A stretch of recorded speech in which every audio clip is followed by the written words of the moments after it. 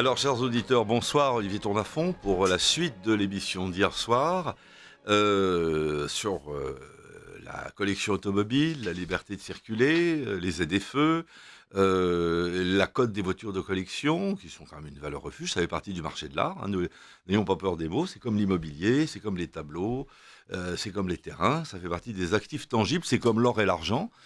Alors l'or, c'est vrai que l'or a beaucoup monté, l'argent aussi énormément, les voitures de collection n'ont pas forcément quintuplé ces derniers temps, mais il y en a qui montent bien.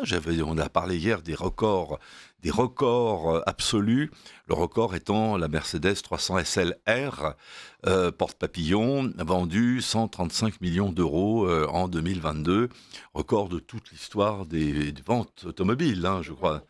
C'était un modèle spécial. Oui, c'était une voiture extrapolée de la voiture de course qui avait gagné les 1000 miles. Oui, c'est ça. Et donc, l'ingénieur Hohenlohe, à l'époque, Mercedes en avait fabriqué deux. Et lui, en utilisait une quotidiennement pour se rendre de son bureau, de son domicile. Et le musée Mercedes en avait deux et a décidé d'en vendre une. Effectivement, c'est le record, 135 millions de dollars, je crois, à peu près. 135 appartements. 135. Alors, nous avons ce soir, vous venez d'entendre Alain Le Tourneur, collectionneur et spécialiste d'automobile ancienne. Il y a bien entendu notre ami Laurent Bonfils, assureur spécialiste des voitures de collection. Cette fois-ci, ce n'est plus Marc de Staël, c'est Bérénice Tournafont qui nous assiste. Et nous avons non pas l'auditeur anonyme, ni l'auditeur inconnu, mais un de nos amis usagers de la route qui a tenu à assister à l'émission et qui apportera son témoignage. Alors, nous parlions de cette Mercedes 300 SLR. Oui. Alors, il y a eu des 300 SLR à porte-papillon, il y a eu des conduites intérieures, il y en a eu d'autres. C'est une voiture qui avait une particularité, c'est qu'elle avait encore un 8 cylindres en ligne. Elle faisait 300 chevaux, elle montait à 300 km/h et la cylindrée était de 3 litres, je crois. 3 litres, 300 chevaux, 300 km/h.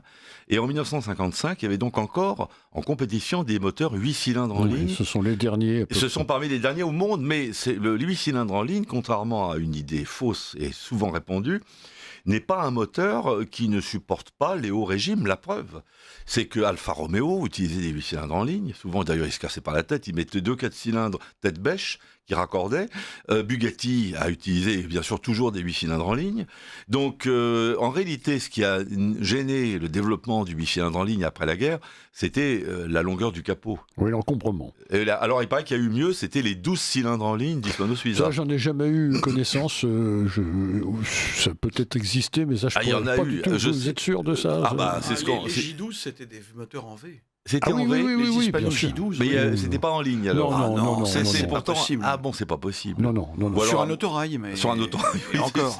Et vous avez des Hispano-Suiza B12 dans vos collectionneurs assurés? Oui, une peut-être, oui. Ah oui, une ou deux, oui. Quelle est la valeur d'une telle voiture? Hier, on nous le demandait. Ça dépend. C'est difficile à dire, ça dépend complètement du type de carrosserie. Voilà. Qui l'a carrossé? C'est un torpedo, c'est un coupé, un cabriolet, une berline, c'est ça. un phaéton.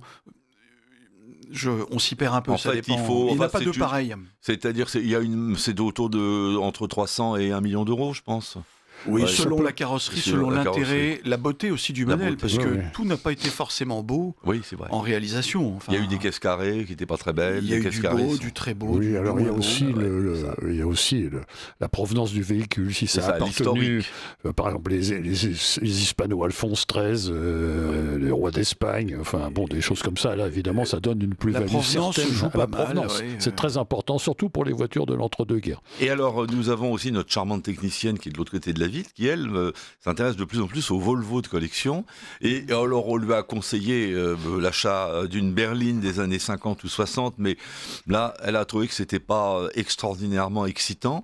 Par contre, la 1800... la PL 1800, la P1800, là, lui plaît beaucoup. Et ça commence à valoir de l'argent, à être rare, difficile à trouver en bon état, pièce de carrosserie à castillage peu courante. la mécanique très solide, mais le reste, c'est pas une voiture pas chère, la P1800. Et on en trouve bien en Norvège, en Suède. Là-bas, c'est aux États-Unis que le gros a été vendu, et en Suède, en Norvège, il n'y a pas grand-chose. Par contre, il y en a peut-être plus chez nous. On trouve des barrels de berline en Suède et en Norvège. Des quoi? Des berlines, des Amazones, non. Et puis ils savent ce que c'est, ils les aiment bien, et ils les bradent pas. Ils les grattent pas. Oui. Et en France, il y a ce qu'il faut. Vous allez sur le Bon Coin, vous allez trouver tout ce que vous voulez. C'est ce que je lui disais. On va lui en offrir une à la fin de l'année là, pour Noël. Et alors, hier, nous avons parlé déjà avec Jean-Pierre Ozna et Louis Drusset du Salon Rétromobile qui fêtait ses 50 ans. Donc, il ne faut pas l'oublier, c'était un salon qui a drainé 180 000 visiteurs. Vous y étiez tous les deux. Moi, j'ai regretté de ne pas pouvoir y aller cette année, mais chaque fois, j'ai eu un empêchement à laquelle je ne pouvais me soustraire. La première fois, une dégustation de cigares, pour ne rien vous cacher. Et la deuxième fois, mon fils a lancé son association d'éloquence au Sénat, donc on ne pouvait pas ne pas y aller. Donc ça m'a empêché, ça m'a beaucoup frustré. Mais comment était-ce, Alain, ce salon automobile? Qu'est-ce que vous avez? Alors chaque année, c'est de plus en plus intéressant. C'est un événement quand même mondial, du même titre que des grands salons comme Essen, Bologne, Padoue et autres, Madrid, et puis même aux États-Unis. Donc là, c'est parfaitement entré comme de haute qualité. Alors cette année, c'était très spécial, c'était sur 3 niveaux. Alors c'est un peu... Parce que d'habitude, c'est sur 2 pavillons avec un pont. Oui, mais on a changé de hall, en fait. C'est ça, parce qu'ils détruisaient les anciens halls ils sont pour les en cours reconstruire, bien sûr. Alors, donc, c'était sur 3 niveaux, mais c'était assez facile de se déplacer de l'un à l'autre. Il y a des escalators, il n'y avait aucun problème. Donc, il y avait... puis il y avait des expositions pour les ventes aux enchères. Donc, tout était... J'ai trouvé que c'était pas un inconvénient du tout, la présentation. Pour le reste, et on constate évidemment l'envolée des prix sur les très haut de gamme. Voilà, c'est ça. Alors les très haut de gamme, là, il n'y a pas, c'est sans limite. Enfin, nos limites, si, mais je veux dire, le marché est toujours, il n'y a aucun ralentissement là-dessus. Alors, les Youngtimer, là, ceux-là, toujours, c'est un petit peu, c'est stable, un peu en progression. Mais par contre, il y a un creux sur certains modèles, les voitures à 150 000, 200 000 euros. Là, ça se stabilise. Bon, les Porsche qui étaient montés au sommet, c'est pas effondré, mais néanmoins, comme disent les banquiers, les boursiers, le marché reprend son souffle. C'est un peu générationnel aussi. Il y a des voitures. Alors, les avant-guerres ont baissé. Les avant-guerres, à part les très belles carrosseries, les très beaux modèles, les caisses carrées, ça ne vaut quasiment plus grand-chose. Et puis, il n'y a pas d'acheteurs. Il n'y a pas de marché. Et puis, les gens qui s'intéressaient à ça, malheureusement, disparaissent, passent la main, vieillissent. Alors, ce qu'on a constaté, c'est la baisse, je vais vous interrompre, mais de la baisse de valeur d'une voiture qui est pourtant merveilleuse, c'est la traction avant. La traction avant, dans les années 2010, la 15 était montée pas loin de 50 000 euros. Les belles, 45 000, 50 000. Ça bessouille. Mais ça s'écroule pas. Non, mais on a maintenant une 15 entre 25 et 30 000 euros. On peut avoir une belle 15 chevaux Citroën. La clientèle potentielle n'est pas toute jeune et les jeunes ne vont pas vers ça, en fait. Ce qui est dommage, du reste. C'est pour ça que, Félix, vous devriez acheter une 15 chevaux ou une traction. Vous qui envisagez d'acheter un tube Citroën, traction utilitaire bas, parce que vous aimez, il aime les camionnettes Citroën. Ça vaut cher, ça. Un tube, ça vaut 20 000 euros. C'est d'entasser une famille nombreuse dans ce genre de voiture. Dans un tube, oui, pas de problème. Il y a eu des bétaillères tubes. Ah oui. avec des portes, des barreaux et des claire-voies. Les paniers à salade. Et des paniers à salade, et des ambulances, il y a tout ce qu'on veut. Toutes sortes de dérivés. On a tout transporté là-dedans. Alors, l'avantage du tube, c'est une traction avant camionnette. Le moteur est à l'avant, la traction est à l'avant, et il n'y a pas d'arbre de transmission, ce qui permettait d'avoir une garde au sol beaucoup plus basse et un plancher bas, ce qui était beaucoup plus facile pour charger des meubles, des marchandises, sachant qu'il y a eu aussi des tractions dites commerciales. Avec un haillon arrière qui se levait.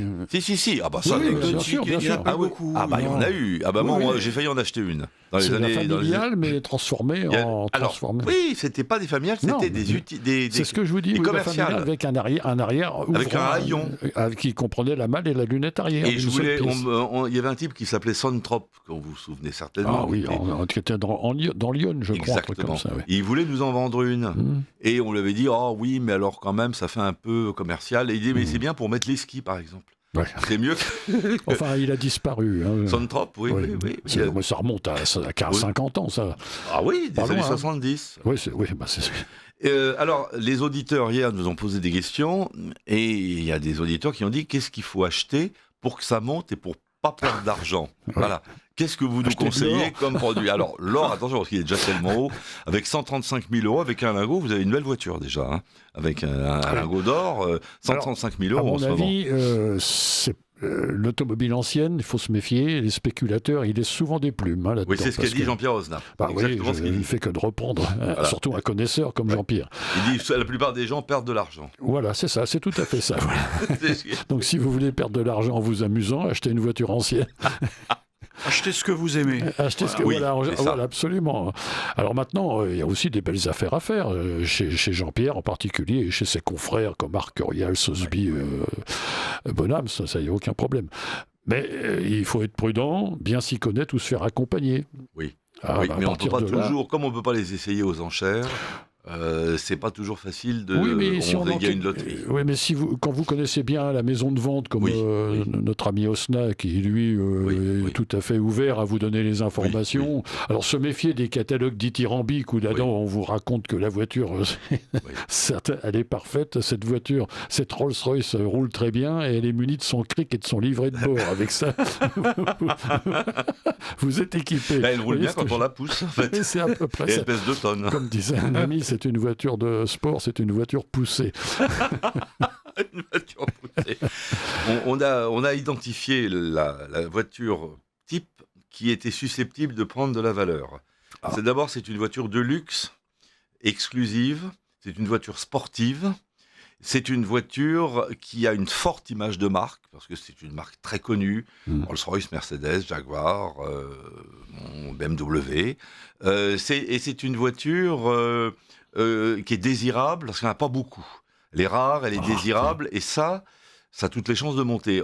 Par contre, ce qui est berline, grande voiture, limousine, alors surtout si ce n'est pas des marques connues, par exemple la Peugeot 604, voilà le type de voiture qui se vend absolument pas, qui vaut pas très cher, et c'est une bonne voiture. Ça intéresse des amateurs, mais ça monte pas. Vous voulez parler de la 604 limousine Liège? Non, même la 604 normale, la 604 berline. normale, oui, il y a des amateurs de Peugeot. Oui, il y a des amateurs. C'est une voiture qui ne grimpera jamais beaucoup, mais c'est sympa, c'est une belle auto.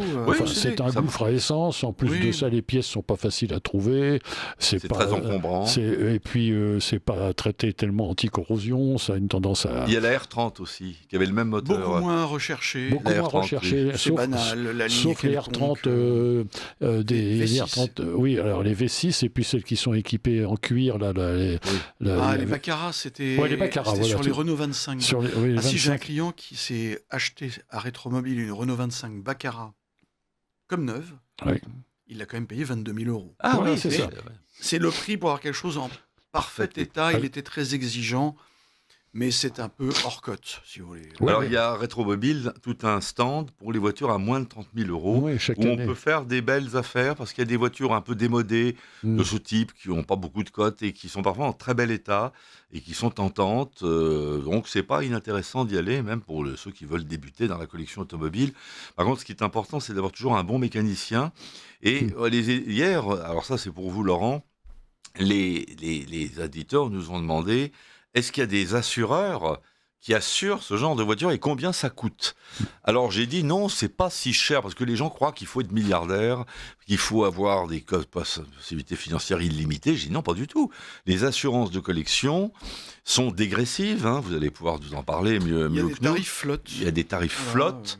Généralement, les voitures roulent peu, elles ne roulent jamais tout en même temps. Si vous avez 12 voitures, c'est très rare de les faire rouler les 12 simultanément. Ça peut... Moi, je l'ai jamais fait de ma vie. On peut pas rouler dans 2 voitures en même temps. Non, mais si vous pouvez... par exemple, nous, on est 1, 2, 3, 4, 5. On pourrait rouler dans 5 Rolls simultanément pour nous amuser, pour aller devant la mairie de Paris, par exemple. Défier Madame Hidalgo. Voilà. Mais c'est rare de les faire rouler. Alors, qu'est-ce qu'il faut faire si on veut une voiture de collection? Il faut aller chez vous, pour s'assurer. Voilà. Plutôt chez moi, oui. Bah oui, pas sur assurance, donc, à Boulogne-sur-Seine. Très bon concurrent, mais... Bien sûr, ils sont tous très bien, d'ailleurs. Absolument. Et alors, attention aux assureurs trop pointilleux, vous disiez. Il ne faut pas qu'ils soient trop maniaques. Parce qu'il y a des assureurs qui ne veulent pas que la voiture ait été du tout transformée. Non, il faut éviter quand même les transformations mécaniques ayant pour résultat d'augmenter la puissance. Ah oui, c'est ça. Après, si vous mettez des freins à disque là où il y a des freins à tambour, c'est plutôt ça va plutôt dans une meilleure sécurité du véhicule, pourquoi pas. Mais mettre un moteur beaucoup plus puissant que celui d'origine, il peut y avoir d'échéance de garantie en cas d'accident grave. Ah oui, quand même. Oui. Et les directions assistées électriques, alors, dont on parlait ça hier. passe, parce ça que passe, voilà. ça ne modifie...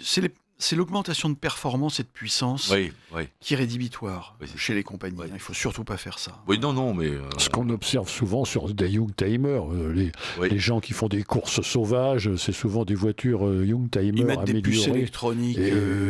Dont la puissance a été augmentée.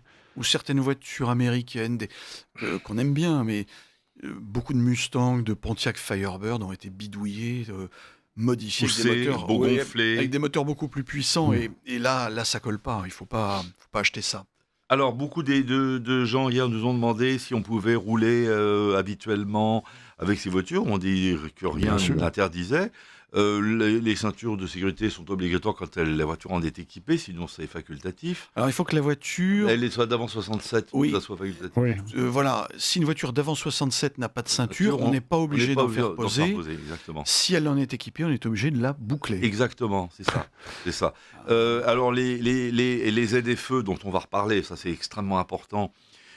Pour le moment, grâce à l'intervention utile de la Fédération française de véhicules d'époque, il y a une dérogation qui, normalement d'ailleurs, marche dans toute la France pour les voitures historiques qui ont une carte grise de collection. Il faut que la voiture ait plus de 30 ans, il faut une carte grise de collection, ce qui vous donne d'autres avantages. C'est-à-dire que le contrôle technique n'a lieu que tous les 5 ans au lieu de 2. Et en cas de destruction accidentelle de la voiture, vous avez le droit de rester propriétaire de l'épave pour les pièces. On peut. Il n'y a pas. Enfin, il n'y a pas de procédure aussi compliquée qu'avec des voitures en carte grise normale. Voilà. Où là, tout est fait pour vous retirer la voiture. À détruire le véhicule. À détruire le véhicule, c'est ça. Donc ça se présente l'avantage. Alors en plus, l'autre avantage, c'est que même si les ZFE, comme on l'espère, sont supprimés à terme. Mais là, il faut qu'on en parle absolument de ça. C'est un sujet extrêmement grave. Même si elles sont supprimées en France, qu'on espère tous, l'ennui, c'est comme hier, on l'a dit, elles existent dans d'autres pays, en particulier maintenant en Espagne et en Belgique. Et c'est particulièrement embêtant parce que dans les pays étrangers, sauf si vous avez une carte grise de collection qui vous autorise à rouler dans votre propre pays, dans les zones en question.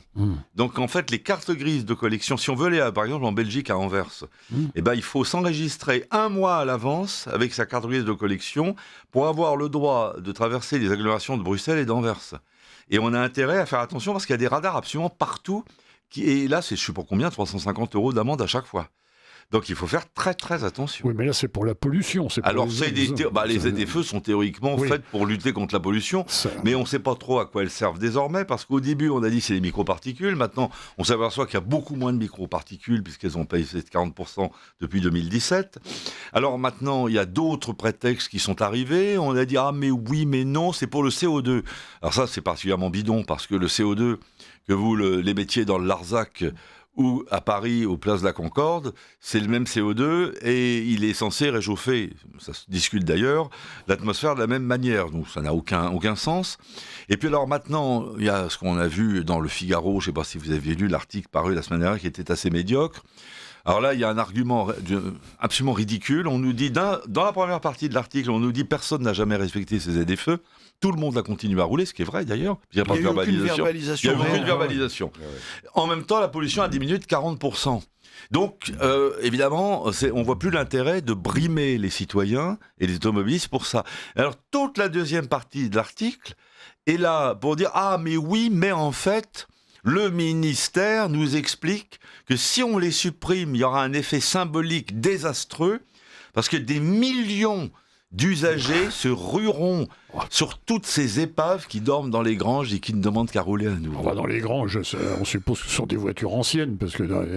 Alors, je ne sais pas, vous avez plein d'épaves qui dorment à Boulogne-sur-Seine, à côté de votre cabinet d'assurance, dans des garages fermés. C'est vraiment... Non, c'est grotesque, je trouve. C'est absurde. Non, puis surtout, le parc, c'est ce qu'on disait la dernière fois, le parc automobile roulant, donc hors collection, de vieilles voitures de plus de 15 ans, 10 ans, diminue de lui-même. Mais forcément. Ces autos et sont remplacés petit à petit par des autos plus propres, plus modernes, il faut le dire. Catalysées, voire électriques aussi, il faut le dire d'ailleurs.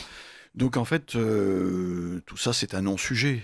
Oui, mais l'ennui, c'est qu'il y a beaucoup de gens acharnés. Alors vous avez vu ce qui s'est passé. Donc il faut rappeler à nos auditeurs qu'à la suite de l'intervention très efficace de certains amis à vous, qui était au Rassemblement National, pour ne pas parce qu'ils l'ont fait, notamment un député. Monsieur Pierre Meurin, qui s'est beaucoup battu pour les ZFE, qui a affronté beaucoup de sarcasme d'ailleurs, et qui a obtenu la fin des ZFE, plus ou moins la fin des ZFE. Là, dans un premier temps, il a obtenu avec une coalition au Parlement, où il y avait d'ailleurs des gens de gauche, absolument, et aidé aussi par certains acteurs, certains célébrités, Alexandre Jardin, il a obtenu la suppression pure et simple des ZFE en 2024.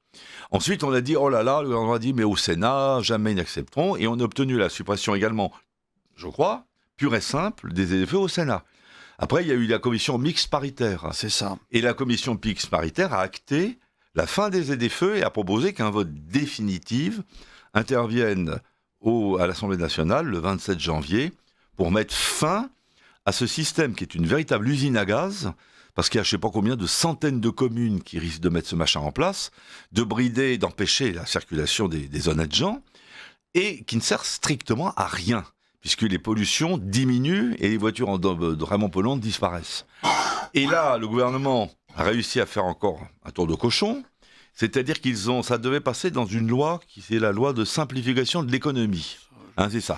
Ça devait être voté à l'occasion de la loi de simplification de l'économie, donc à la séance du 27 janvier 2025.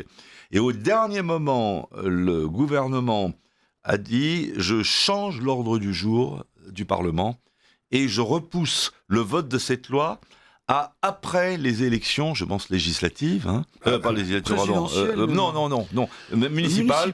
Parce que vous comprenez, la suppression des ZFE serait de nature, si elle était actée aujourd'hui, serait de nature à perturber très gravement la tenue des élections municipales. Alors là, je vois pas. Franchement, moi, je vois pas. Qu'est-ce que c'est que cette perturbation ? C'est tout simple, parce que il y a des voix écologistes qu'il s'agit de ratisser. On ratisse large. Alors évidemment, tout ce qu'on peut prendre, vous avez des écologistes purs et durs qui, même devant l'évidence, vous diront que vous avez 40 000 morts par an par la pollution. D'ailleurs, ce qui est écrit sur les ponts, sur les ponts, 42 000 morts. 45 000 maintenant. Oui, c'est vrai. Alors attention, ils ont rectifié. On sait un peu ce que c'est que ces morts. Alors ces morts, oui, je vous laisse terminer, mais je veux parler des 40 000 morts. Oui, après, mais il s'agit de ratisser large et tout ce qu'on peut grappillonner chez les écolos un peu pas tout à fait bien convaincus.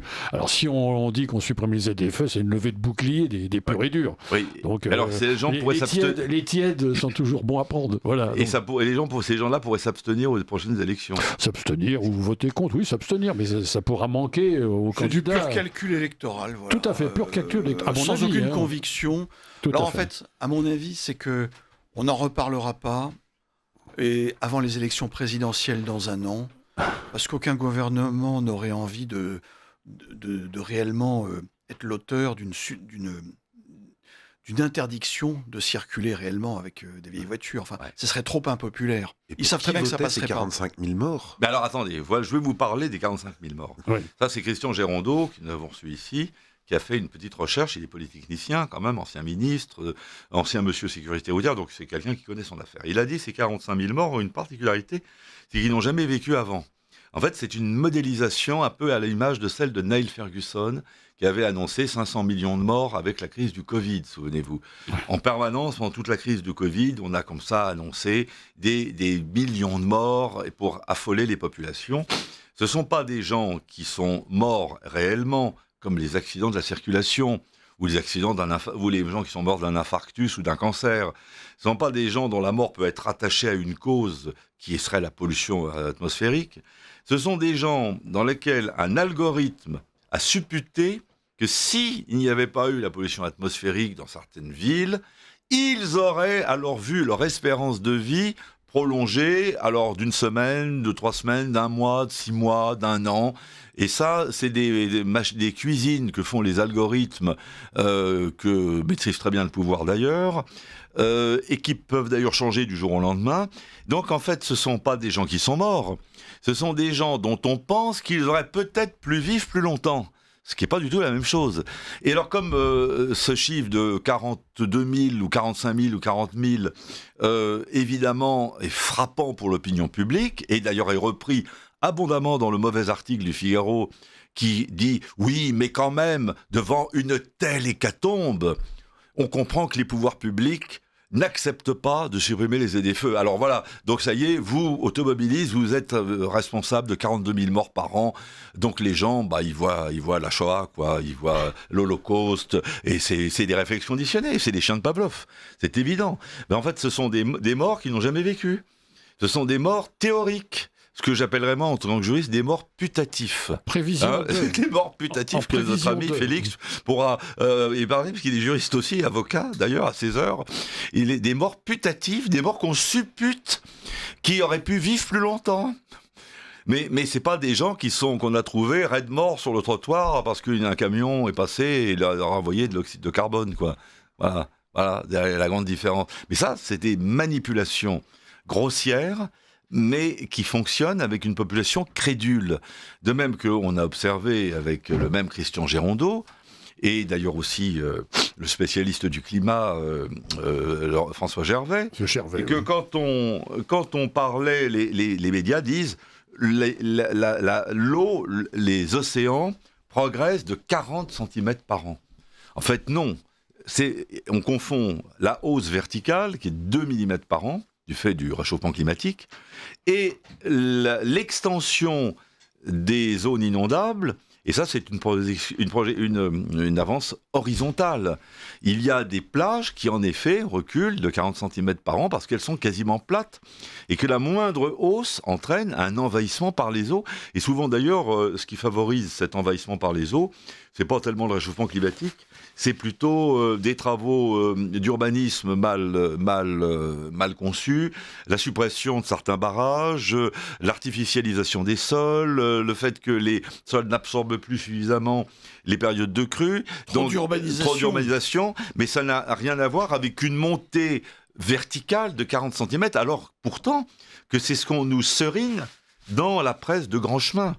Parce que là encore, 40 cm, 1 mm par an, c'est terrifiant. 2 mm par an, bon, ouais. Et c'est pareil pour les 42 000 morts, c'est la même chose. Ce sont des manipulations de la foule, voilà. Parce qu'il y a des groupes de pression derrière qui sont... Alors, il y a des groupes de pression derrière les ZFE. Il y a d'abord les écolos fanatiques. Ces gens-là détestent la civilisation industrielle. Les Khmers verts. Les Khmers verts.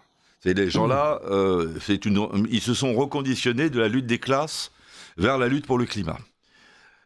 Ensuite, vous avez des groupes industriels qui voient d'un assez bon œil la mise à la casse de millions, voire de centaines de millions de véhicules thermiques pour vendre de l'électrique ou autre chose.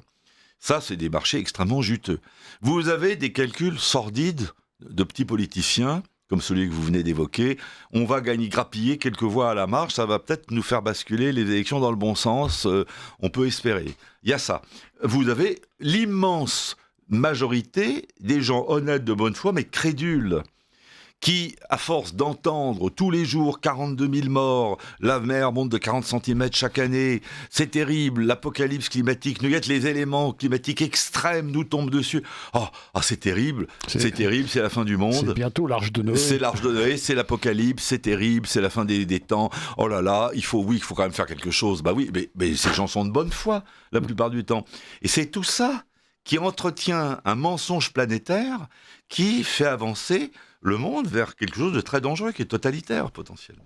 Il est toujours bon en politique que les gens soient un peu inquiets. Alors, il vaut mieux que les gens aient peur, parce que c'est comme ça, on les manipule beaucoup plus facilement. Voilà. Alors voilà, le problème, c'est que justement, le gouvernement tente un dernier joker avec ce report. Mais je suis assez d'accord avec vous. Mettre en place une interdiction de circuler, ce serait se tirer une balle dans le pied. Avant les élections présidentielles, il ne faut pas... Surtout en France. Surtout en France. Oui. Donc je pense que jusqu'à 2027, on ne sera pas embêté. Et même après. Je suis globalement optimiste sur le fait qu'on ne pourra pas déployer des radars partout pour nous empêcher de circuler. C'est pourtant, alors là... ça coûte très cher. Alors ces radars, dans l'article du Figaro, qui était assez bien documenté, malgré certaines erreurs fondamentales, il était indiqué que de nombreux fabricants avaient déjà signé des marchés et étaient dans les starting blocks pour enfin installer ces radars et percevoir l'argent. Et que ça leur faisait... Alors, il y a un autre argument que j'ai lu dans cet article. Ah, mais alors là, c'est très embêtant parce que la France a perçu de l'Union européenne 3,5 milliards de subventions pour mettre en place une politique de répression de la pollution. Alors, si elle ne peut pas justifier avoir mis en œuvre jusqu'au bout cette politique répressive, elle va devoir rembourser ces 3,5 milliards, sans compter tous ces industriels qui vont être mis au chômage parce qu'ils ont fabriqué des radars pour rien. Parce qu'apparemment, les radars ont déjà été fabriqués. Oui, mais enfin, ou sont en cours de fabrication. Enfin, c'est pas un élément important de l'économie. Oui, mais nationale. attendez, vous, parce que Alain, vous êtes quelqu'un de raisonnable. Mais Merci. ça, chez les gens cyniques, ça joue. Ouais. Je sais pas ce que Bérénice en pense, elle qui est toujours prête à vitupérer les oligarques au pouvoir, mais c'est un raisonnement qu'ils tiennent entre eux, ça. Ah oui, il y a beaucoup d'argent à gagner. Je ne sais pas, mais en tout cas, les groupes de pression qui ont réussi à vendre leurs appareils... Leur camelote. Ceux, et on ne va pas leur retirer le radar de la bouche. Hein. Oui, mais il y a des grands industriels qui s'occupent de ça. Vous avez Thales en France, vous avez des boîtes très, très importantes accessoirement, qui s'occupent de ça. C'est pas leur occupation favorite. Vous savez, je crois qu'aucun gouvernement un peu pas trop bête se dira que si on humilie encore un peu plus les gueux qui ont des vieilles voitures, là, ça sera mauvais pour eux. Les vieilles voitures, ce sont pas les voitures de collection, les vieilles voitures. C'est pas les voitures les plus dangereuses. Hein. Non, mais je veux dire, ces gens sont nombreux. Moi, l'autre jour, j'étais sur un parking de supermarché à Aurillac et j'ai regardé le parc automobile et j'ai vu que, on va dire, 2 voitures sur 3 ne seraient pas critères sur Paris. Ah ouais. En province, le parc automobile... On peut dire les 2 tiers. Ce sera interdit de la circulation. Vous avez partout de la vieille Renault Scénic diesel, de la vieille Xara diesel, et avec des gens qui font leur caddie, et le 16 du mois, ils n'ont plus rien. On le sait. Hein. Je ne pense pas qu'on ait... Aucun gouvernement un tant soit peu malin n'ira humilier tous ces gens-là, et heureusement. Ces gens-là sont capables de tout. C'est malheureusement ce que je pense. Je ne sais pas ce que vous en pensez, mais ils sont arrivés à un tel degré de... Parfois, on a l'impression d'être dans un asile d'aliénés à ciel ouvert. Hein. Il y a aussi un truc, Olivier, je vous coupe. Oui. Il était question que le contrôle technique passe devienne annuel pour les véhicules de plus de 10 ans, de 10 ans et plus. Oui. Et le gouvernement a rétropédalé parce que c'était tellement impopulaire, ça serait tellement mal passé qu'ils ne l'ont pas fait. Ça venait de l'Europe, mais ça ne... Et puis plus les gens, puisque la France s'appauvrit malheureusement, on ne pourra pas mettre en place des politiques pareilles. Enfin, je ne crois pas qu'on puisse aller jusque-là. Je suis peut-être trop optimiste, mais c'est mon point de vue. J'espère que vous... À moins d'être complètement fou. Mais j'espère que vous êtes dans le vrai. Ou d'être complètement dirigé par l'IA aussi. Parce que... Non, ce n'est pas encore le cas, je ne crois pas, on n'en est pas encore arrivé à ce stade. Par contre, vous, Félix, vous disiez que dans la ville de Tours, vous ne pouviez plus circuler avec votre camionnette Citroën. Oui, tout à fait, avec mon bon vieux C15, pour ne pas le citer, effectivement. En théorie, j'aurais dû être verbalisé. Bon, j'ai circulé pendant 2 ans avec. Mais il n'y avait pas de contrôle. Non, il n'y avait pas de contrôle. Soi-disant que la première année était mise en place... pédagogique, comme ils disent. Elle était pédagogique. Voilà, donc, j'ai jamais eu même un papier sur le pare-brise pour dire attention, vous ne devriez pas. Oui. Voilà. Non, théoriquement, elle n'avait pas le droit de rouler, mais vous avez fait comme 6 millions de Français qui ont roulé depuis, on va dire, 2017. J'avais pas le choix, tout simplement. Bien sûr. Bien sûr. Alors, la question que je me pose, c'est dans les pays comme la Belgique, où ce système a été mis en place avec les fameux radars qui flashent les plaques en permanence. Ou là, peut-être, je ne sais pas où commencer en Allemagne et en Grande-Bretagne. En Allemagne, il y a les plaques historiques, avec des chiffres rouges. Oui, c'est ça. Et là, elles ont des chiffres rouges, les plaques historiques ? Historiques. Ah oui, au niveau des noirs. Et je crois que là, vous pouvez circuler partout, oui. À peu près partout. Alors bon, c'est très allemand, c'est très respecté. Les gens qui ont une plaque historique ne roulent que le week-end ou à certains moments. Pourquoi ? Parce qu'ils n'ont pas le droit de rouler tous les jours ? Je crois qu'ils n'ont pas le droit de rouler tous les jours. Ah bon ? Alors par contre, en France, la FFVE a mis au point une vignette de voiture de collection. D'or, voilà, une vignette d'or. Alors au fond... Une vignette, payante. Oui, pas très cher d'ailleurs, mais pour qu'on identifie bien. Elle est à vie, donc on la paye qu'une fois. Oui, mais donc, c'est une feuille d'or, ça vaut le coup, parce que l'or va monter. Moi, j'aurais préféré que ça soit comme en Allemagne, où on a une plaque de police, une plaque d'immatriculation spécifique. Nous, on a déjà les plaques noires. Les plaques noires, oui, mais c'est pas une obligation. Les plaques noires, il y a des gens aussi qui préfèrent garder leur plaque réflectorisante. Pourquoi pas ? Oui, mais la plaque noire est plus élégante sur une voiture de collection. Question de goût. Alors, je vous rappelle que les voitures de collection présentent l'avantage de pouvoir rouler dans les ZFE. Si par hasard celle-ci devenait vraiment une réalité, elles peuvent être, le contrôle technique n'est que tous les 5 ans au lieu de 2. Et avant 60, pas de contrôle technique. Et au-delà de 1960, plus de contrôle technique, plus de contrôle du tout. Elles ont l'avantage de pouvoir être conservées en cas d'accident, et elles ont aussi l'avantage de pouvoir arborer des plaques noires. Oui. Ce qui est très chic, beaucoup plus chic. Alors la question qui se pose, qui est une question juridique, ça serait intéressant d'en parler à Félix, puisqu'il est avocat aussi. Est-ce qu'une automobile des années 2000, mais qui va bientôt atteindre les 30 ans, et qui n'a jamais connu de son vivant les plaques noires, est-ce qu'elle pourrait arborer une plaque noire ? Oui, puisque les plaques noires ont disparu en 93. Oui. Et vous avez déjà des voitures de collection qui ont 30 ans. Et qui les arborent. Des voitures de 95 qui ont des plaques noires. Et puis beaucoup de gens prennent sur eux la liberté de se mettre en plaque noire parce que c'est plus joli. Oui. Et puis il n'y a quasiment pas de verbalisation. Moi j'ai été verbalisé pour ça. 135 € d'amende. Faut par des vraiment policiers. Alors à Fontainebleau, la police préfère, parce qu'il y a des dealers d'un certain quartier, mais la police préfère s'installer place du Château pour verbaliser à outrance le bourgeois en goguette. Et en particulier les plaques noires.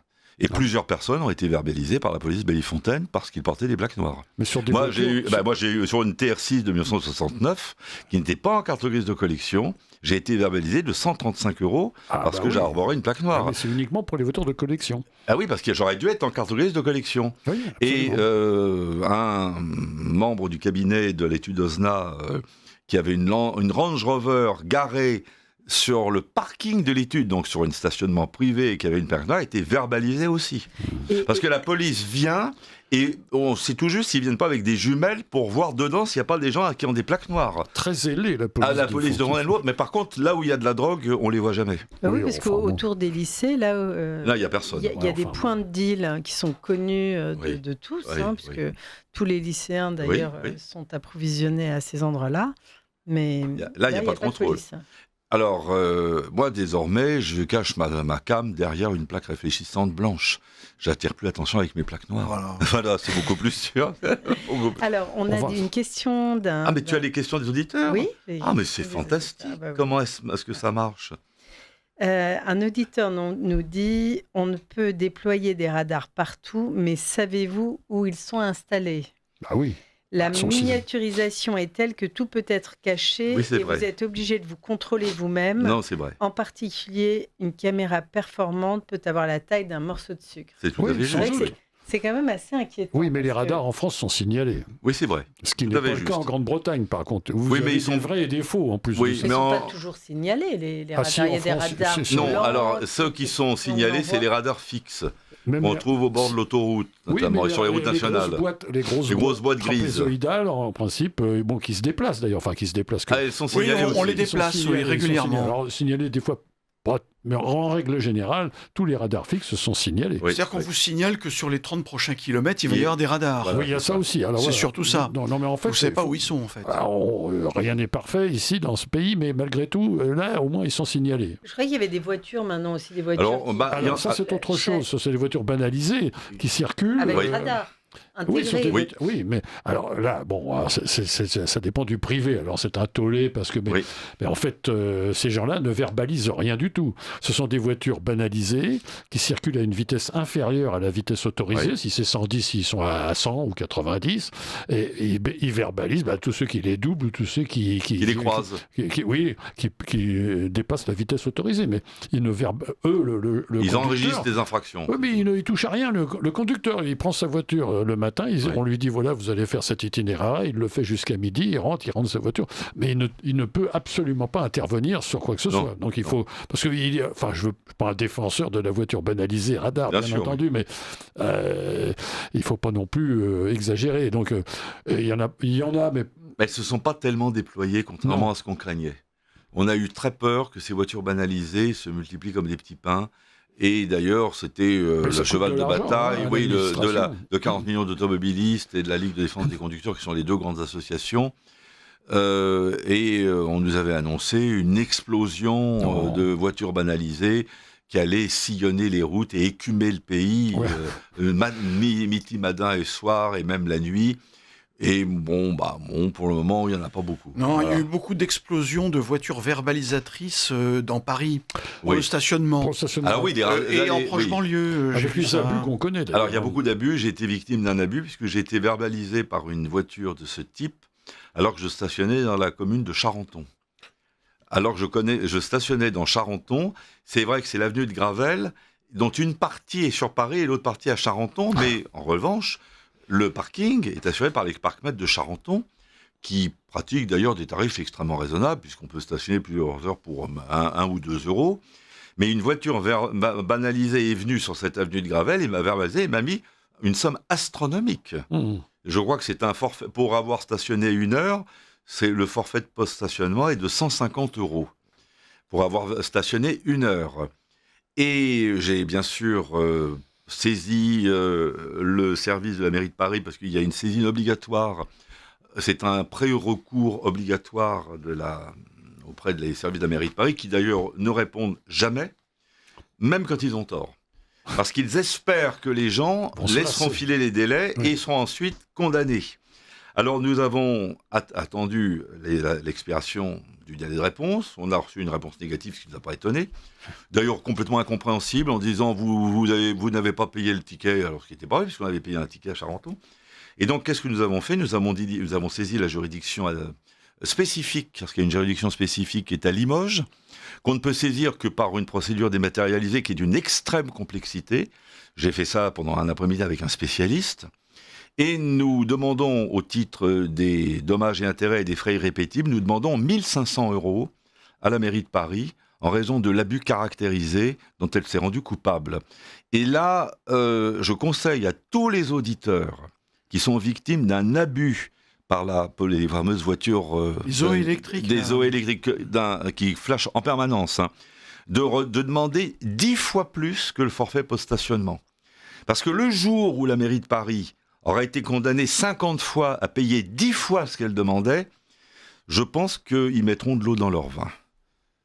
C'est ce que j'ai fait. Alors, on va bien voir ce que ça donne. Mais alors, il paraît qu'il faut plusieurs années pour avoir une décision. Et pendant ce temps-là, la mairie de Paris essaye d'obtenir du fisc la saisine de vos comptes, puisque c'est déjà arrivé. Oui, vous les c'est déjà arrivé qu'on saisisse les gens alors qu'ils avaient déposé le recours qui est suspensif. Donc il faut aller au Trésor demander la main levée de la saisine abusive. Alors les Français toujours débrouillards, il y a évidemment des abus, il y a des fausses cartes d'handicapés qui fleurissent partout. Et les gens prennent des tickets de stationnement pour handicapés en mettant une carte plus ou moins valide derrière ou celle qui n'est pas la leur. Et puis il y a aussi des gens qui mettent une feuille de vigne. Oui, une feuille de vigne. Une feuille sur les parties intimes de la voiture. Et alors, il manque, évidemment, la plaque n'est pas détectable, il manque un caractère. Voilà, donc alors ça fait partie des choses. Mais enfin, c'est la débrouillardise parisienne bien connue. On peut aussi mettre aussi la plaque d'un voisin qu'on n'aime pas. Alors là, je ne vous conseille pas de faire ça parce que l'utilisation de la doublette. Mais non, on dit ça pour rire. L'utilisation de fausses plaques par les temps qui courent. Alors d'ailleurs, il y a un gros problème qui s'est posé avec le SIV, le service des immatriculations des véhicules, qui a été remis entre les mains de particuliers. J'ai une autorisation. Oui, vous êtes... Alors, on s'est aperçu qu'il y a environ 250 000 véhicules en France qui circulent avec des fausses immatriculations. Mais oui, parce que... Pour alléger les services préfectoraux des cartes grises, on a délégué ces choses-là à des professionnels, dont je fais partie et tout. Donc il y a une réglementation très précise, il faut évidemment produire des documents, tout ça, ça se passe dématérialisé par Internet, et déposer les documents à un coffre-fort numérique. Bon, tout ça, ça va très bien, à condition que...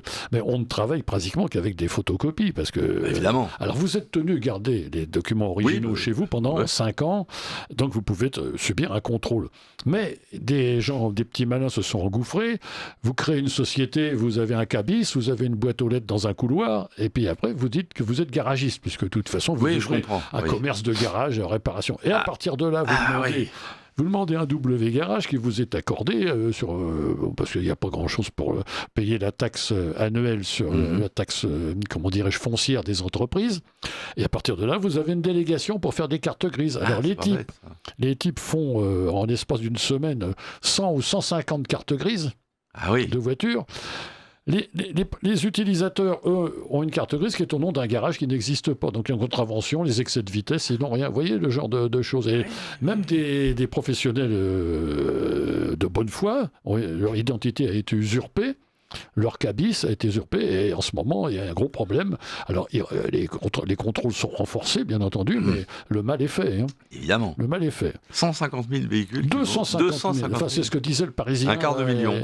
C'est énorme. Mais encore, c'est difficile de quantifier avec précision, puisque c'est des choses qui sont...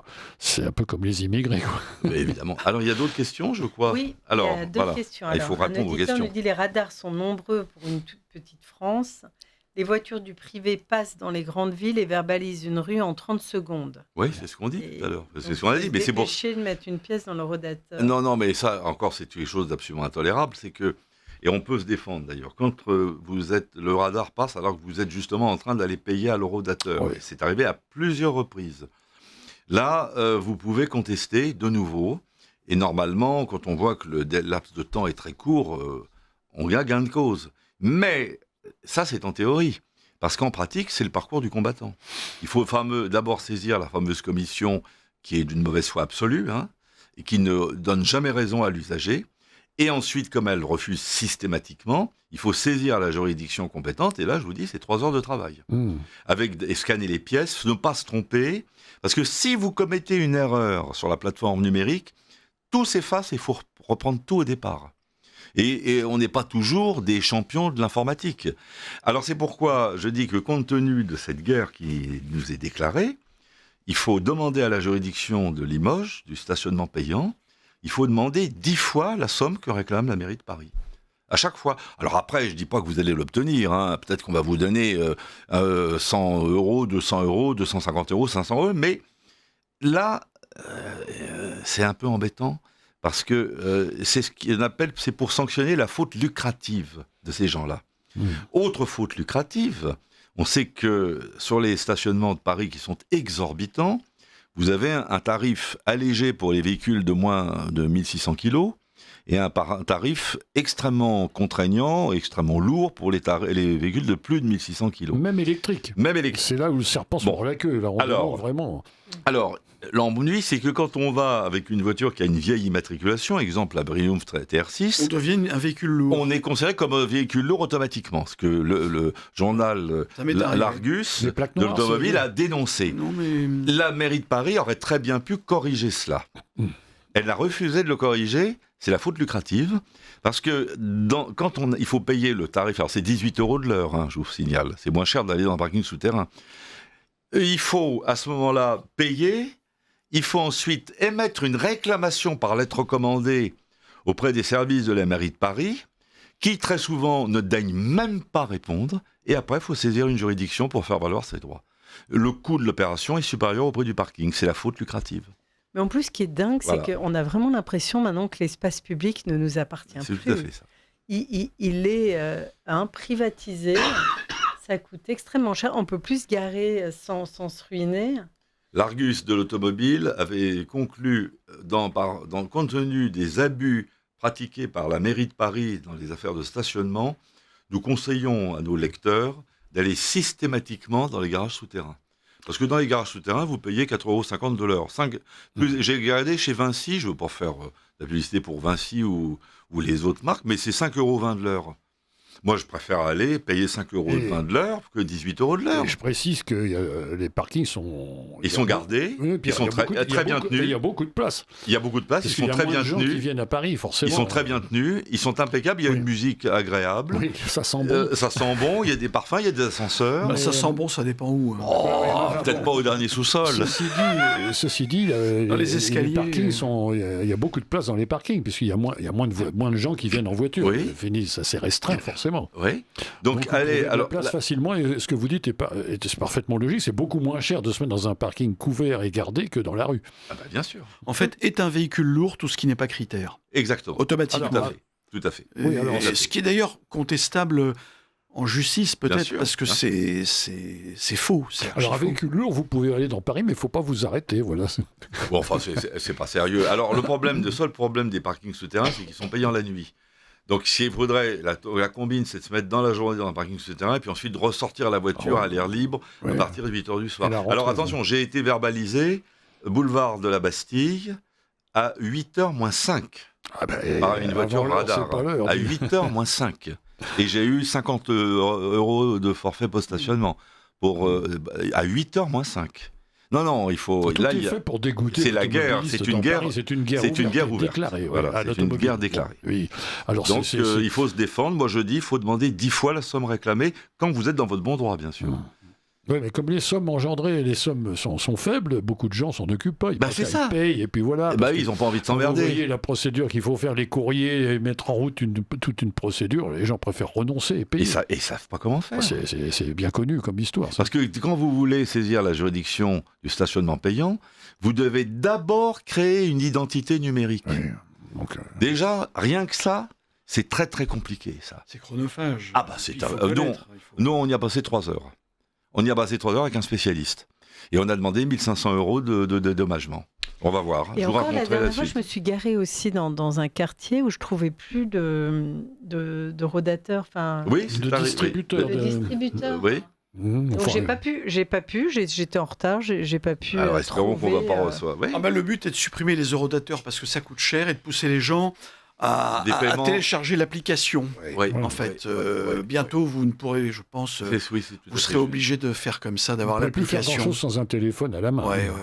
Alors, est-ce qu'il y a d'autres questions encore là? Alors, il y a une remarque, mais qui reprend à peu près les observations que vous avez faites tout à l'heure d'un auditeur qui nous dit qu'il ne faut pas stationner dans le Grand Paris au tarif d'Hidalgo.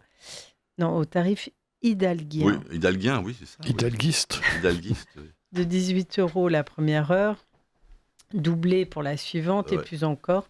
Alors là, l'auditeur nous dit soit 250 € la journée de 24 heures, mais enfin, heureusement, la nuit, c'est quand même gratuit. Oui, c'est vrai. Entre, je sais pas, entre 8h et 9h du matin. Et 9h du matin. 8h du matin, non, c'est pas 8h du matin. 8h du matin, je crois. C'est 8h. Oui. Quand la voiture pèse plus de 1600 kg et qu'on n'est pas résident du quartier. Il ne faut pas stationner, nous dit cet auditeur, il faut rouler. Oui, c'est vrai. Et on ne peut pas s'arrêter. 2 heures en évitant les zones en pavé, ce qui nous ramène aux années 1900 et qui pollue. Alors, il y a un moyen de se défendre, si on est verbalisé, c'est de dire « mais attendez, j'étais dans la voiture, je n'étais pas stationné, j'étais à l'arrêt parce que je devais consulter mon téléphone. Donc, j'étais juste arrêté. » Alors là, il y a eu beaucoup de contrevenants qui ont réussi à l'emporter ainsi. En disant ce n'était pas... ou alors vous avez mal localisé l'endroit parce qu'il n'y avait pas de numéro à cet endroit-là. Il y a eu plusieurs arrêts du Conseil d'État là-dessus. Mais s'il faut aller jusque devant le Conseil d'État, passer 5 ans de... Qu'est-ce qui se passe? On fait des signes? Ah oui, c'est le bobino. Attendez. S'il faut aller saisir le Conseil d'État et faire 50 procédures et que ça vous coûte 3 000 € de frais d'avocat, je comprends que les gens préfèrent payer tout de suite. Donc c'est ce qu'on appelle la faute lucrative. Et ça, c'est très utilisé par des sociétés malhonnêtes en droit de la consommation, on le voit. C'est par exemple une société que je considère comme malhonnête, qui est la Centrale du Pneu. J'ai commandé des pneus, ils n'ont pas livré les pneus parce qu'ils se sont trompés d'adresse, tout simplement. Ils ont dit que l'adresse n'existait pas. J'ai demandé le remboursement, ils m'ont pris une pénalité de 20 €. Et quand je leur ai écrit que c'était illégal, ils m'ont dit on s'en fiche, de toute façon c'est comme ça et on vous rendra pas vos 20 €, c'est tout. Si vous n'avez qu'à saisir les juridictions compétentes, voilà. J'allais saisir le tribunal judiciaire ou le tribunal d'instance pour 20 €. Il fallait faire un signalement à une autre, à la DGCCRF. Donc encore du temps. Alors maintenant, je ne vais plus à la centrale du pneu, je vais sur Allo Pneus où là je suis très satisfait. Ils sont absolument réglo, il n'y a pas de problème. Voilà. Vous appréciez cette émission? Alors aidez Radio Courtoisie à en produire d'autres. Rendez-vous sur soutenir.radiocourtoisie.fr. Merci d'avance. Je peux justifier que pendant 15 jours, j'ai demandé le remboursement des 20 € et qu'on m'a refusé le remboursement des 20 € au mépris du Code de la consommation. Alors, voilà. Donc je cite des noms, ne vous arrêtez pas dans Paris, donc ne vous arrêtez jamais. À 30 à l'heure, bien entendu, sauf certains axes à 50. On sait pas dire bien ceux qui sont à 50. Il n'y a pas des axes à 15 à l'heure en ce moment? Non, pas. Mais 30 à l'heure, alors là, c'est aux grandes dames.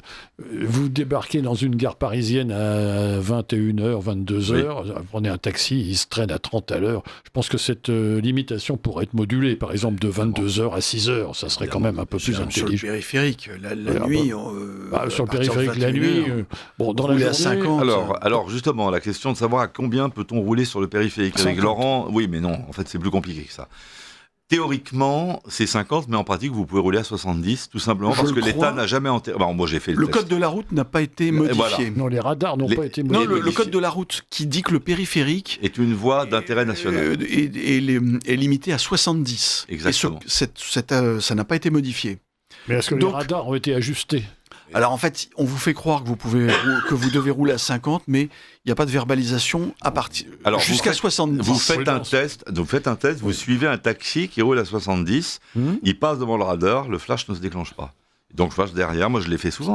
Vous avez l'application, Radarbot, qui est pas mal, qui dit bien que sur le périph', il vous marque bien que c'est 70 la limite. Parfait. Donc c'est bon à savoir. C'est déjà mieux. C'est mieux.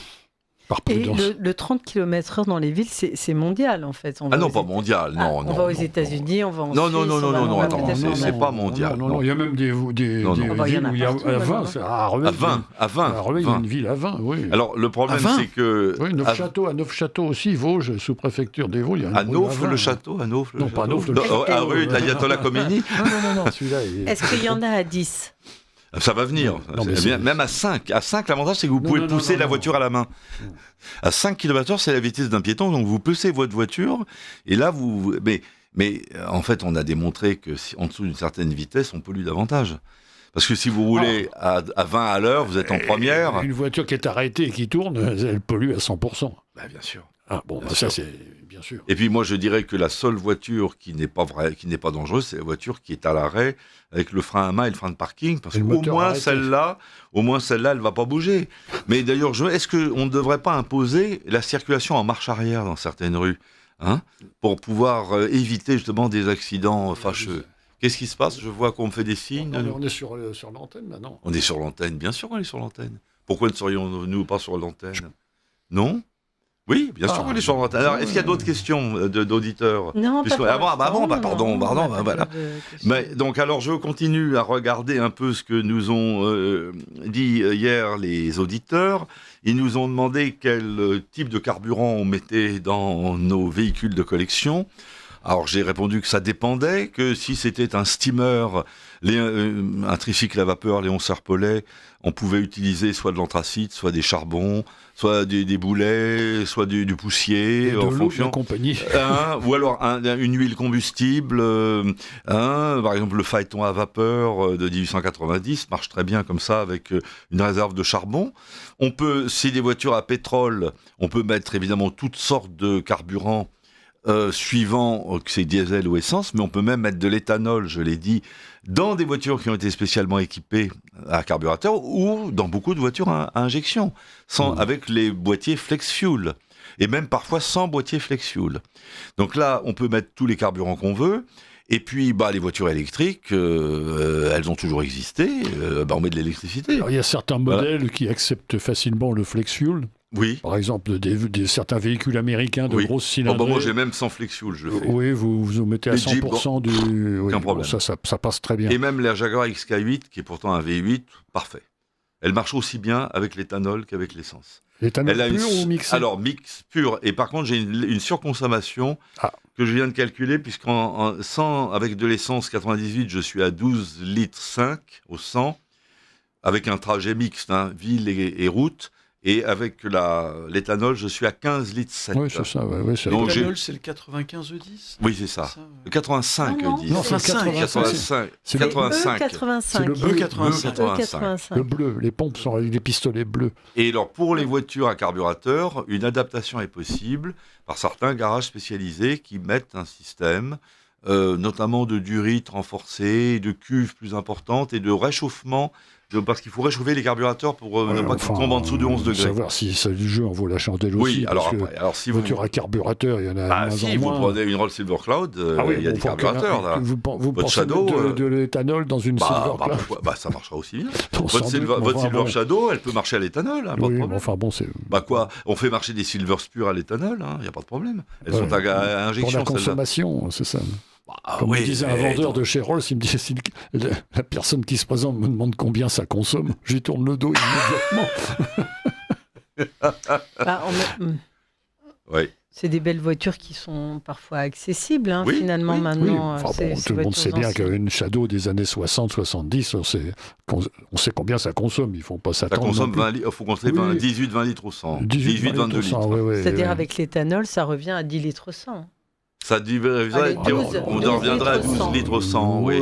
Enfin... Si, mais si vous voulez vous en servir tous les jours, votre Ford Thunderbird, elle consomme combien avec ça tous les jours, on a très peu. J'ai pu descendre à 15 litres en roulant très tranquillement, ce qui est très correct. Oui, 15 litres, c'est pas beaucoup. Mais en ville, on est à 25 quand même. À 25 litres au 100, oui. C'est ça. C'est un V8 de combien de 6 litres 5 6 litres 4. 6 litres 4, oui. Puis avec la boîte auto, ça arrange pas les choses, ça, évidemment. On m'a pas obligé à l'acheter.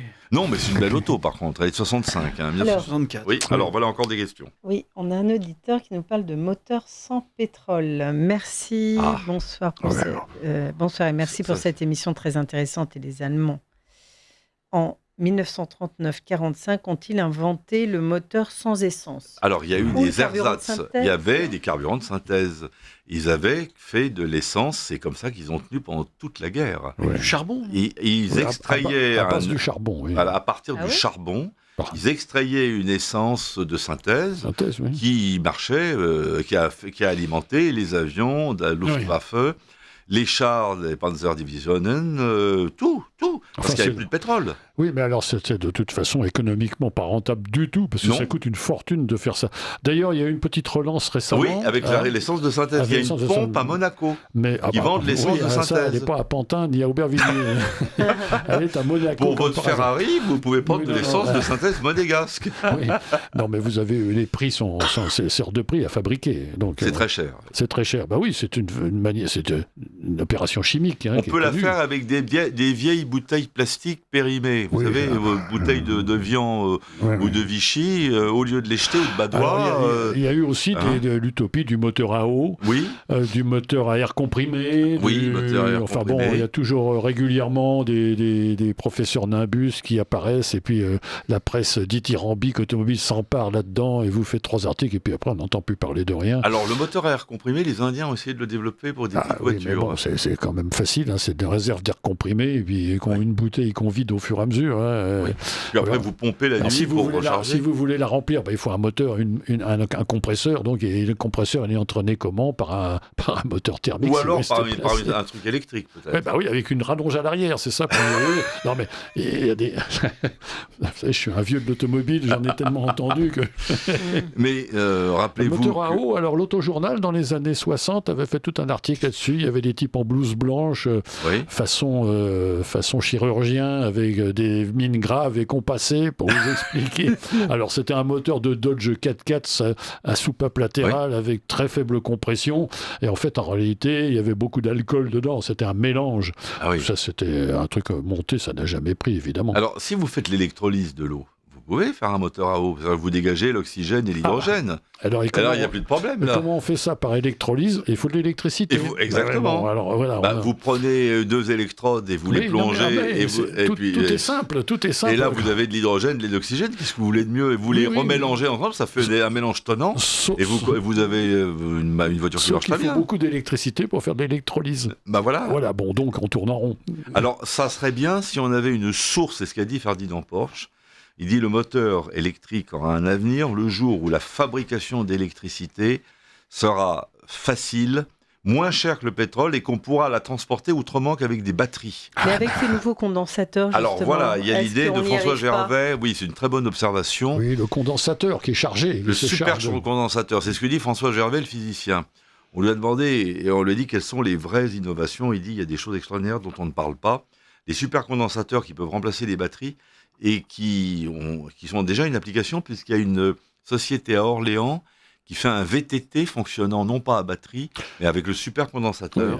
On récupère dans les descentes l'énergie, un VTT électrique, un vélo tout-terrain. C'est léger, mais maintenant, déplacer un véhicule qui pèse 1 tonne ou 2, c'est pas la même chose. Alors ensuite, il y a le système des trolleys aussi, qui existe en Allemagne sur certaines voies pour les camions, des camions électriques, des trolleybus tout simplement. Oui, c'est en zone urbaine. En zone urbaine, c'est astucieux. On l'utilisait beaucoup fin 19e, début 20e, jusque dans la région de Fontainebleau. Le rechargement des véhicules par des plaques circulation, mais ça a un prix de revient extraordinaire. Ça coûte très cher, et puis dans ça, il y a des câbles spécialement partout. aménagés pour ça. Il y a le charbon. Il y a les huiles combustibles, donc le pétrole. Le charbon, ça ne fait pas plaisir aux du charbon. Non, mais pour votre phaéton à vapeur, charbon... Pour l'instant, en dehors du pétrole, malgré tout ce qu'on peut dire, c'est peut-être un péché que de dire ça, mais pour l'instant, en tournant rond, on en a besoin. Il y a aussi qu'est-ce qu'il y a aussi? Il y a la pile à combustible. Si vous mettez ça entre les mains... la pile à combustible... C'est la porte ouverte. Alors, il faut savoir qu'un gramme de plutonium a la puissance calorifique de 2 tonnes de charbon, quand même. Il y a l'hydrogène aussi. L'hydrogène, voilà. L'hydrogène, comment on fait de l'hydrogène?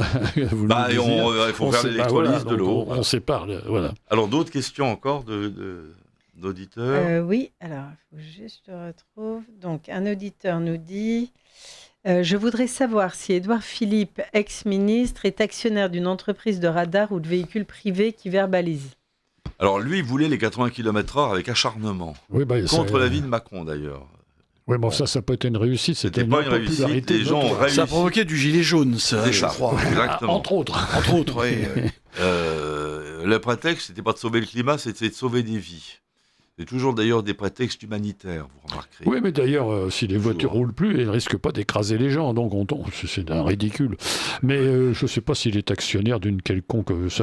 J'avais entendu vaguement parler de ça. Bon, mais ça, c'est du radio. J'avais entendu... il y a des fakes. Après tout, pourquoi pas, hein. Bon, après tout, c'est des entreprises particulières. Qui sont très rentables, d'ailleurs. Sans doute. Ça s'appelle les partenariats publics-privés, et c'est la nouvelle forme de l'affermage. Alors voilà ce que nous dit... l'intelligence artificielle. Il a été administrateur du conseil d'administration d'Atos de 2020 à 2023, une entreprise qui gérait à l'époque les marchés publics de radars routiers fixes. Atos, on sait ce que c'est devenu. Qu'est-ce que c'est devenu? C'était renfloué par les impôts. C'était une faillite, quoi, des Atos. Oui. Ah bon, donc il a arrêté, c'était plus assez rentable. Oui, le PDG, c'était Thierry Breton, le PDG d'Atos. Décidément, c'est vraiment qui nous donne des leçons sans arrêt sur LCI. Rappelez-vous que Thierry Breton a dit en juin 2024, désormais vaincre la Russie est pour nous une question de vie ou de mort. Alors je m'attends que maintenant il s'immole par le feu pour joindre le geste à la parole. Qu'est-ce qu'il attend? Non, il s'exprime très bien, il parle très bien. Il parle bien, oui. Très lignifiant. La phrase était bien, oui. Sauf que c'était purement verbal. Absolument. Oui, donc il y a bien... Oui. Est-ce qu'il y a d'autres questions, pièges d'auditeurs? Alors je regarde toujours mes questions d'hier, parce que l'avantage des questions d'hier... Alors, un autre auditeur d'hier, vous voyez, je reprends les questions des auditeurs d'hier qui étaient très importants à nous interroger. Et ils évoquaient un feuilleton qui s'intitulait « L'homme à l'hispano » dans les années 80. Est-ce que vous l'avez vu, ce feuilleton? C'était un film d'ailleurs. Il y a un livre aussi. C'était un livre, exactement. Très ancien, c'est très ancien. Très connu, l'homme à l'Hispano. Il y avait aussi la Rolls-Royce jaune, je me souviens. Ah bah ça, c'est un film, oui, avec Alain Delon, même d'ailleurs, avec un tout petit rôle dedans. Ouais, bon, enfin, c'est pas un truc. Il y a eu L'homme à la buique avec Fernandel. Alors là, c'est un aveton. Un peu sévère, non, ça se regarde bien, c'est marrant. Oui, alors ça, c'est quand il n'y a rien d'autre. Alors, dans les films automobiles, il y a un chef-d'œuvre, c'est Duel de Steven Spielberg. Ah bah c'est le premier film de Spielberg. Un film formidable. Sinon, il y en a plein. Oui, comme dit notre ami, c'est L'homme à la buique, il y a L'homme à la Ferrari. Enfin, il y en a eu plein, surtout des films italiens bon marché. Oui. Avec, puis il y a les films connus sur le sport automobile. Grand Prix. La Peugeot 403 de l'inspecteur Colombo. Oui, parfaitement. exact. Ah oui, mais là, c'est pas un titre, ça. À l'époque où c'était éventuellement une fierté de rouler avec une voiture française aux États-Unis. Oui, c'était un cabriolet d'ailleurs. Oui. Une décapotable. Il y en a eu plusieurs. Il y en a eu des berlines découpées, tout ça, ils en a plein. 5 ou 6. La sienne était toujours en très mauvais état. C'était son charme. Oui. C'est ce qui fait son charme. Alors, un autre auditeur nous remet en garde hier et sur le liquide de frein qui tente à absorber l'humidité et qui est corrosif. Oui. Et sur les voitures qui roulent très peu, qui a tendance à bloquer les freins. Et il dit, il y a un petit accessoire qui est vendu sur AliExpress qui permet de tester le liquide de frein et de le changer au besoin. On doit voir le degré d'hygrométrie qu'il y a dans le liquide, oui, ça c'est connu. Mais sinon, il y a des liquides synthétiques qui remplacent. Alors, du silicone. Il faut vidanger l'installation, je crois. Ah bah, faut rincer tout ça, oui. Oui, à l'alcool. Ça se rince à l'alcool. Et après, le liquide au silicone est censé durer toute la vie du véhicule. C'est théorique. C'est pas mal. Au moins 15 ans, quoi. Ouais. Je me méfie des choses qui sont à vie dans l'automobile. C'est comme les organes mécaniques qui sont graissés à vie. Oui, alors ça c'est le cas de certaines voitures dont les boîtes de vitesse sont censées ne pas ZF pouvoir... en particulier. Et nous on a beaucoup de problèmes sur les Jaguars avec ça, parce qu'il faut absolument les vidanger justement. Alors c'est ce que je posais la question à certains spécialistes Jaguar, je dis mais pourquoi y a-t-il un bouchon de vidange ? Il n'y en a pas justement sur ça. Alors justement, mais certaines voitures il y en avait, mais il n'y a pas de jauge pour contrôler. Sur les Jaguars... On met le doigt à ce moment-là. Sur les Jaguars, il n'y a ni bouchon de vidange ni bouchon de remplissage. Les XK8, attention, les XJ40 ont une jauge. Oui, alors vidanger la boîte, ça se fait, parce que tous les gens vous diront que c'est quand même des éléments mécaniques qui tournent entre eux, donc il y a de l'usure, il y a de la limaille. Et moi, sur la mienne, à 80, c'est une Daimler, mais bon, peu importe, avec le moteur Ford V8, là, une boîte 2000. Bon, j'ai fait ma vidange moi-même, j'ai déposé le carter, et quand vous déposez, vous apercevez, il y a un tas de limaille, il y a des aimants à l'intérieur pour attirer justement la limaille, comme par hasard. Hein. Donc, vous avez toute cette limaille. L'huile est noire comme de l'encre. Mais normalement, c'est graissé à vie. Alors, il faut prendre... Alors, c'est pour ça qu'il faut vidanger ces boîtes de vitesse au moins tous les 100 000 km. Ah, voilà, tout à fait. Sans ça, on casse la boîte. Même un peu moins. Alors, il y a même des problèmes sur les Audi, hein, parce que même des voitures beaucoup plus récentes, ça n'est pas uniquement sur des voitures anciennes. Mais il suffit c'est même scandaleux de dire ça. Mais alors, ce qu'on m'a dit, c'est que chez Jaguar, quand ils ont sorti ces voitures, ils ne pensaient pas qu'elles auraient une durée de vie aussi longue. C'était vrai d'ailleurs. Obsolescence programmée. Je ne crois pas que c'était de l'obsolescence programmée, c'est qu'ils ont pensé que la majorité des autos seraient abandonnées au bout de 10-15 ans. À partir du moment où Jaguar est passé entre les mains de Ford, tout a changé. Oui. Là, les voitures sont devenues très solides. Vous avez toutes les XJ. Les XJ40, c'était avant le rachat par Ford. Un peu avant, mais à partir du moment où vous la privatisation de Jaguar. Après, quand Jaguar s'est emparé de Range Rover, de Jaguar et d'Aston Martin, là, ces voitures sont devenues très fiables. Bon, maintenant, c'est repassé entre les mains de Tata. Alors, qu'est-ce qu'ils font maintenant ? Jaguar n'existe plus. Il n'y a plus de... c'est fini ? Ils ne produisent plus rien et ils vont fabriquer des voitures... alors 100% électriques, et des voitures très chères, des supercars. D'accord. Et sans cuir animal. Enfin bon. Alors par contre, j'ai appris que le designer avait été viré, mais ce sont des espèces d'énormes voitures carrées. Enfin, ils sont en essai actuellement dans le Grand Nord. Très laides, très laides, oui. Elles ont des batteries. Elles marchent comment ? Électriques, bien sûr. Oui. Elles ont des batteries, donc en fait, c'est pas très intéressant. Donc les ventes de Jaguar sont de l'ordre de quelques centaines d'exemplaires. Alors c'est une voiture très chère qui sont prévues pour une élite entre guillemets de connaisseurs, connoisseurs. Alors, Elon Musk avait posé une question quand ils ont fait une publicité assez ridicule avec des transgenres qui avait des voiles roses. Et il a dit, est-ce que vous vendez toujours des voitures ? Oui, c'est ça. Il avait posé la question. Oui. Alors donc c'est ironique. Là pour l'instant. Alors le réseau, lui, il fait du grise mine forcément, puisque ceux qui avaient le panneau Jaguar, il y en a plus. Hein, ils ont disparu, ils ont décroché le panneau. Il y a rien à vendre. Mais en fait, on peut toujours très facilement entretenir les Jaguars anciennes de collection jusque dans les années 90 sans problème, parce que même 2000, même 2000 parce que c'est des voitures dont les pièces sont refabriquées régulièrement. C'est devenu une voiture très populaire parce qu'il y en a énormément dans le monde. Donc il y a un vrai marché, il y a une sorte d'industrie nationale en Angleterre de refabrication de pièces. Partout, vous trouvez tout, surtout les voitures britanniques ou américaines, il y a tout ce qu'il faut. Il y a du parc. Il y a du parc. Regardez. Alors, un auditeur nous dit bonsoir, la croisière jaune Citroën qui parcourt la Chine en 1930, série française des années 80. Oui, bravo, cher auditeur, merci. Alors, les autochenilles de la croisière jaune, on peut en acquérir, ça vaut un peu d'argent, mais il y avait eu toute une exposition à Rétromobile en 2025 avec toute une collection d'autochenilles Kegress, parce que c'était le nom de l'ingénieur Kegress, qui était un ingénieur russe génial, et ça permet de passer absolument partout. Alors, il y a hier, on évoquait d'autres brevets moins répandus, notamment la voiture à pattes, parce que on avait dans les années 30 inventé la voiture à pattes. Alors je ne sais pas s'il y avait 3 vitesses, marche trop galop. Bon, il y avait 4 pattes et 6 pattes, la 6 pattes étant plus confortable évidemment. L'avantage de la voiture à pattes, c'est qu'elle peut gravir des pentes abruptes. Les escaliers. Elle peut monter les escaliers. Elle peut aller en montagne, en dehors des sentiers battus. Elle peut peut-être pas monter sur le Mont Blanc, mais pas loin quand même. Ça dépend si on lui met des crochets aux pattes. Vous avez pas des cheveux cloutés, c'est des pattes cloutées. Vous avez ça en médecine, des gens qui, ça se fait pour faire remarcher des paralytiques. Il y a ça aussi. Mais alors, il paraît qu'actuellement, l'idée intrigue et intéresse de nouveau quelques constructeurs japonais qui envisageraient de les fabriquer pour des zones qui sont pas très bien desservies au point de vue réseau routier. Ouais. Ah bon? Voiture à pattes. Voiture à pattes. Alors après, je sais pas si ça court à 80 km/h. Un cheval, ça court quand même à 80 km/h. Les différentes armées du monde, du globe, expérimentent enfin, c'est pas des véhicules, des faux chiens, des robots, quoi, des robots. Des robots. Et puis, c'est vrai qu'avec l'arrivée des robots, on se dit que ça va peut-être transformer notre monde. Mais c'est certain qu'avec une voiture à pattes, vous faites des promenades en montagne hors des sentiers battus. Hein. Puis avec un robot humanoïde pour vos pique-niques estivaux, vous prenez votre voiture, votre 4 pattes, et puis vous montez où vous voulez. Voilà. Autre question. Oui, il y a un auditeur qui nous demande de l'aide.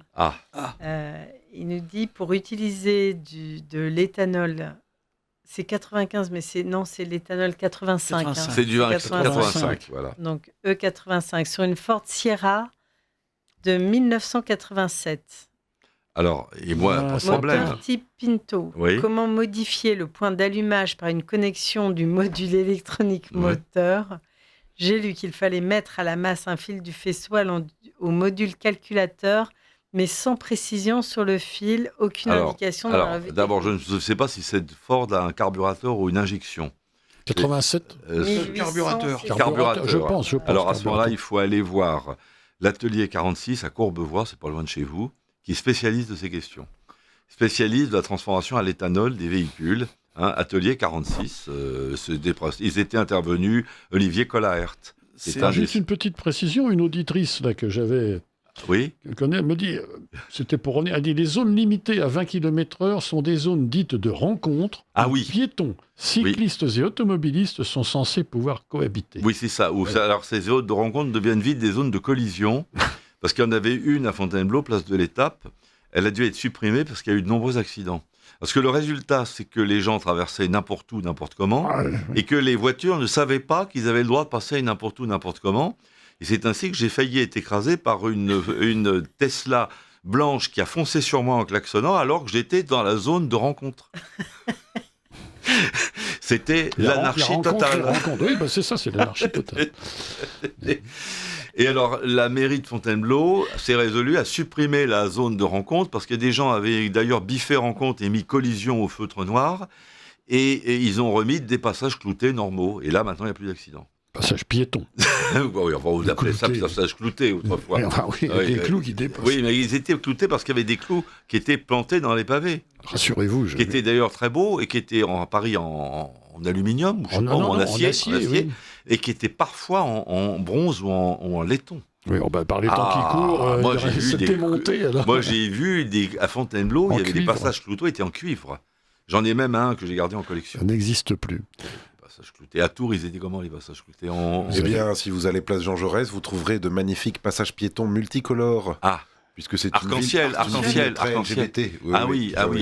Et le reste. Ah oui. Donc assorti aux couleurs qu'arbore l'hôtel de ville, qui est une belle bâtisse au demeurant, mais qui est gâchée par ce genre de choses. Ah ben voilà, mais j'ai vu ça dans d'autres villes, effectivement. Oui. Et puis il y a des drapeaux. On a vu ça d'ailleurs à Paris, il y a des passages piétons. Dans le Marais. Voilà, exactement Je comme crois, ça. Oui. Qui sont comme ça, au arc-en-ciel, effectivement. Ouais. Alors, est-ce qu'il y a d'autres questions encore pour conclure cette émission ? Pour le moment, il n'y a pas d'autres questions. Alors, je regarde toujours les... Alors, comment éviter la rouille sur les voitures qui stationnent longuement ? C'est très embêtant, la rouille. Les mettre à l'abri. Ils les mettent à l'abri de l'humidité. Oui, pas trop rouler quand il pleut. Éviter de rouler quand il pleut et éviter surtout la neige et le sel. Et puis surtout, quand vous faites un lavage, vous utilisez le lavage complet, y compris le châssis. Ah oui, parce qu'on peut, dans le programme le plus cher, avoir le lavage du châssis. Oui, au moins le rinçage du châssis. Oui, ça, c'est un facile. Oui, il faut prendre le Karcher et passer le Karcher dans les passages de roues. C'est compliqué. Il faut le faire à la main, proprement. C'est la barbe. Oui, mais enfin, déjà, mais les lavages multi-jets, c'est pas mal, ça vous. Oui, lavage multi-jet, sans ça, les voitures contemporaines rouillent beaucoup moins.